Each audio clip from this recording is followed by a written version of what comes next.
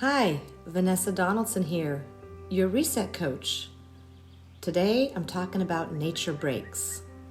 So get ready, set, slow. Slow down. Don't rush. Take a break with me. Doing the van life has taught me the value and importance of getting back to nature. How can nature inspire, connect, and guide you?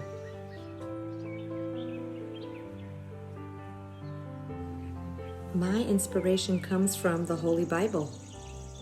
When you experience hurt or pain, read Matthew 18, verses 21 to 22.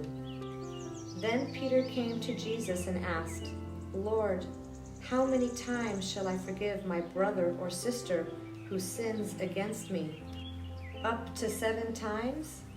Jesus answered, "I tell you, not 7 times, but 77 times.